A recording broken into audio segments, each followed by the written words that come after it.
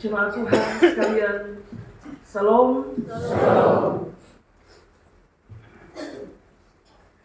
Pada suatu malam yang mencekam, sesudah Yesus ditangkap di Taman Getsemani dan mulai diadili di pengadilan Kayafas, imam besar itu,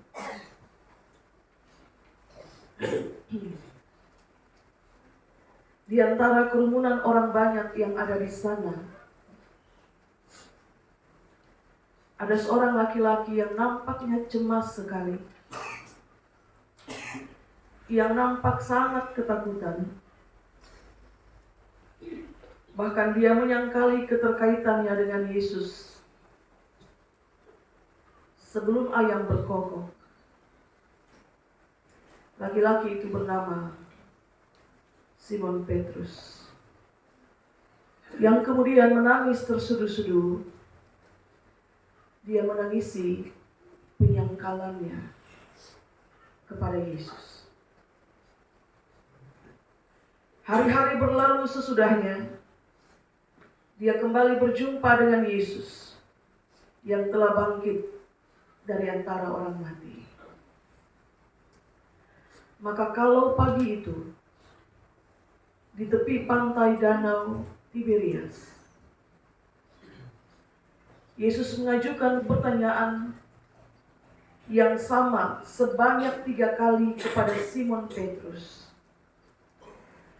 Apakah itu dimaksudkan untuk mengingatkan Simon Petrus bahwa waktu-waktu sebelumnya dia pernah menyangkal Yesus sebanyak 3 kali? Apakah 3 pertanyaan yang sama itu diajukan Yesus untuk hal itu? Kita lihat bersama kenapa Yesus sampai 3 kali mengajukan pertanyaan yang sama dan hanya kepada Simon Petrus. Jemaat Tuhan, Bapak Mama semua, kakak adik, dan juga anak-anak yang dikasihi Kristus.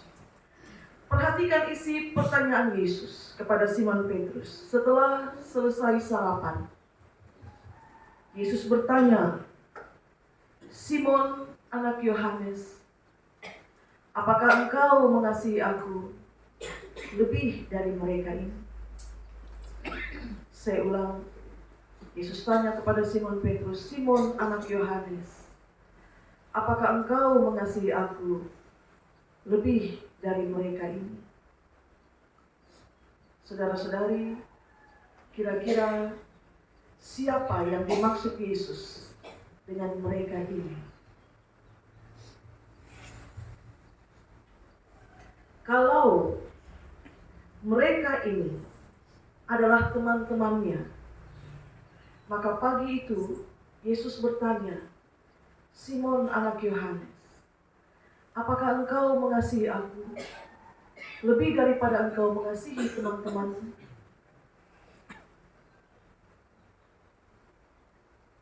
Yang selalu ada sama-sama dengan engkau, yang kemanapun engkau pergi mereka mengikut. Apakah engkau mengasihi aku lebih dari mereka?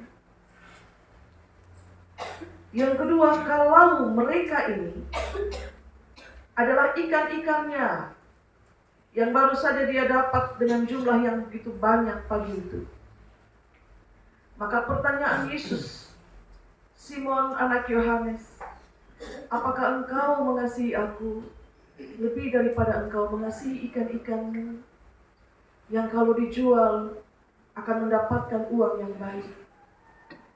Simon, anak Yohanes, apakah engkau mengasihi aku lebih daripada engkau mengasihi uangmu, hartamu, segala yang kau miliki?" Dan yang ketiga, kalau mereka ini ternyata adalah diri Simon Petrus sendiri, maka pertanyaan Yesus adalah, "Simon, anak Yohanes, apakah engkau mengasihi aku lebih daripada engkau mengasihi dirimu sendiri? Lebih daripada engkau mengasihi ambisi-ambisimu? Apakah engkau mengasihi aku lebih daripada engkau mengasihi keinginan-keinginanmu?" Bapak, Mama, saudara-saudari, pertanyaan-pertanyaan Yesus. Itu pertanyaan yang sangat dalam maknanya, yang bukan hanya disodorkan kepada Simon Petrus untuk mengingat masa lalu. Bukan. Pertanyaan yang sangat dalam makna ini disodorkan, ditanyakan bahkan sampai 3 kali. Kenapa? Sebab mengasihi Tuhan itu sesungguhnya harus lebih besar daripada apapun yang engkau miliki. Bahkan mengasihi Tuhan itu harus lebih besar kasihnya daripada kasihmu terhadap dirimu sendiri, dan juga dari kasih merengkuh ketakutanmu sendiri. Pertanyaan Yesus tidak dimaksudkan untuk mengungkit masa lalu tentang penyangkalan Simon Petrus sebelum ayam berkokok. Pertanyaan Yesus itu pertanyaan yang mesti Simon Petrus jawab dari hatinya. Sebab jawaban yang lahir dari hati itu akan melahirkan pemulihan bagi Simon Petrus yang dia sedang terperangkap dalam ketakutannya yang besar, yang membuat dia menyangkal Yesus untuk melindungi dirinya dari ancaman. Dan ternyata di malam yang mencekam itu, kasih Simon kepada Tuhan ternyata tidak lebih besar dari kasihnya kepada dirinya sendiri, yang takut untuk terseret dibawa ke pengadilan karena kedekatannya dengan Yesus. Maka pagi itu Yesus tanya, kalau mereka ini adalah dirinya sendiri, dia bilang, Simon anak Yohanes, apakah engkau mengasihi aku lebih daripada engkau mengasihi dirimu sendiri? Dan ketika dia dipulihkan, ketika dengan hatinya dia menyadari bahwa dia mengasihi Tuhan lebih dari apapun, Yesus memberikan kepadanya satu tanggung jawab yang baru. Yesus bilang, kalau demikian jawabanmu, maka gembalakanlah domba-dombaku. Kenapa, Bapak Mama? Kenapa setelah bertanya Simon Petrus diberi tugas baru? Karena tugas penggembalaan itu mesti dilakukan oleh dia yang mengasihi gembala yang agung, melebihi dia mengasihi dirinya sendiri, hartanya, uangnya, waktunya, teman-temannya, bahkan mungkin juga pekerjaannya, dan juga ambisi-ambisinya. Tugas penggembalaan mesti dikerjakan oleh dia yang mengasihi gembala agung itu lebih daripada kasihnya kepada apapun yang dia miliki. Kalau dia tidak mengasihi Tuhannya lebih daripada apapun yang dia miliki, bagaimana dia dapat menggembalakan domba-domba Tuhan? Simon Petrus harus dipulihkan dari kesedihan karena penyangkalannya. Ini orang sementara menyesali, Bapak Mama. Ketika ditanya 3 kali dan dia terus menyangkal, dan kemudian dia dengar ayam berkokok, dia pergi ke gerbang, dan di sana dia menangis terseduh-seduh. Dia terperangkap dalam kesedihannya, dan dia harus dipulihkan. Sebab mengasihi Tuhan yang datang dari hati akan menolong dia untuk tidak lagi menyangkal, meski dia ada di tengah situasi yang mencekam. Jadi saya hendak membawa Bapak Mama untuk memahami bahwa sebelum perjumpaan dengan Yesus hari itu di pantai Danau Tiberias, beberapa waktu sebelumnya, ternyata dia lebih mencintai dirinya sendiri daripada dia mencintai Yesus, karena itu dia menyangkal. Tapi pagi itu di tepi pantai Danau Tiberias, dia mengaku bahwa aku mengasihi engkau. Maka kepadanya diberi tanggung jawab baru menggembalakan domba. Sebab pengakuan yang lahir dari hati itu menguatkan suatu komitmen bahwa nanti saat dia menjalankan tugas penggembalaan, berhadapan dengan ancaman apapun, penyangkalan itu tidak akan pernah terjadi lagi. Karena dia sudah mengaku bahwa dia mencintai Tuhan lebih daripada apapun yang dia miliki. Kalau pertanyaan itu ditujukan kepada saya dan Papa Mama sekarang, apakah jawabannya? Saudara-saudari yang terkasih dalam Kristus, Yesus kemudian berkata, ikutlah aku. Tapi menarik, sebelum Yesus bilang ikutlah aku, dia kasih perumpamaan di situ tentang masa muda dan masa tua.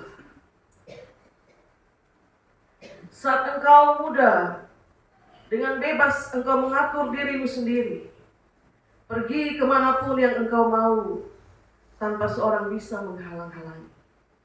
Tapi nanti saat engkau sudah tua, kekuatan mulai menurun. Yang bisa kau lakukan adalah kau mengulurkan tanganmu kepada orang lain, dan dia akan membawamu kemana? Ke tempat-tempat yang mungkin tidak engkau kehendaki.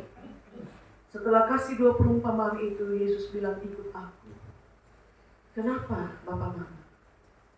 Karena dengan mengikut Tuhan, Tuhan hanya akan membawa dia pada jalan-jalan yang dia kehendaki. Pada masa muda sampai pada masa tua, Tuhan tetap sama dan dia tidak berubah. Dibawanya engkau ke padang yang berumput hijau, ke air yang tenang, sekalipun berjalan di lembah kekelaman, tidak takut engkau terhadap bahaya, karena di situ tangan Tuhan terus menopang. Maka kita belajar apa pagi ini, Papa Mama? Ternyata ada banyak relasi dalam hidup sehari-hari kita yang membutuhkan pemulihan. Relasi orang tua dan anak yang sementara buruk. Relasi kakak beradik yang sementara buruk. Relasi suami dan istri, dan mungkin juga relasi persahabatan. Banyak relasi yang membutuhkan pemulihan karena sementara renggang, sementara tidak baik-baik saja. Apakah ada di antara Bapak Mama orang tua yang relasinya sementara kurang baik dengan anak-anak? Apakah ada di antara Bapak Mama jemaat Tuhan, saudara-saudariku, kakak beradik yang relasinya sementara buruk? Apakah ada di antara jemaat Tuhan, suami istri, yang relasinya sementara renggang? Firman Tuhan pagi ini menolong kita untuk melihat ternyata ada satu bagian penting yang sering kali kita abaikan dalam proses pemulihan relasi. Apa bagian penting itu? Mengasihi Tuhan. Dalam relasi yang buruk, yang cenderung kita buat, kita pergi menceritakan kebenaran-kebenaran kita, dan juga keburukan-keburukan dia yang tidak baik relasinya dengan kita. Kita cenderung mengabaikan apa makna pengampunan, dan yang kita sodorkan semata-mata adalah kebencian-kebencian dan kebenaran-kebenaran yang bisa jadi sepihak.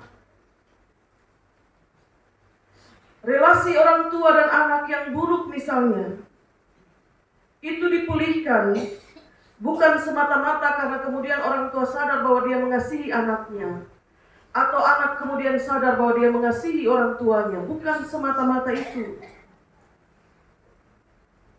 Saya mau relasi ini pulih karena saya mengasihi Tuhan. Demikian juga kakak beradik, orang-orang sedarah, sekandung, juga rentan mengalami relasi buruk karena berbagai hal. Tapi coba bilang, saya mau mengasihi kakak saya, mengasihi adik saya mau relasi ini pulih.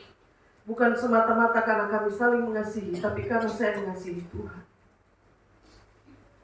Kalau saya mengasihi Tuhan, lalu kemudian saya membenci orang tua saya, membenci kakak saya atau adik saya, membenci suami saya atau istri saya. Bukankah kebencian itu membuat saya seperti Simon Petrus menyangkal Tuhan? Tapi kalau saya mengasihi dia, dan saya bilang saya mengasihi engkau lebih daripada apapun, penyangkalan kepada dia tidak akan terjadi dalam bentuk saya membenci dia yang seharusnya ada dalam relasi yang baik dengan saya. Jadi semua itu sesungguhnya dimulai, didasari dengan mengasihi Tuhan.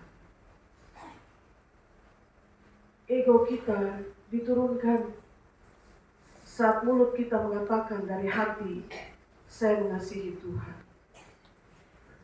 Segala sesuatu yang mungkin kita lihat kurang beres, kemudian karena kita mengasihi Tuhan, kita tahu dan menemukan cara bagaimana membereskan yang tidak beres. Daripada membuat satu penyangkalan, keluar dari mulut mengasihi Tuhan, tapi sebenarnya kita sedang saling membenci.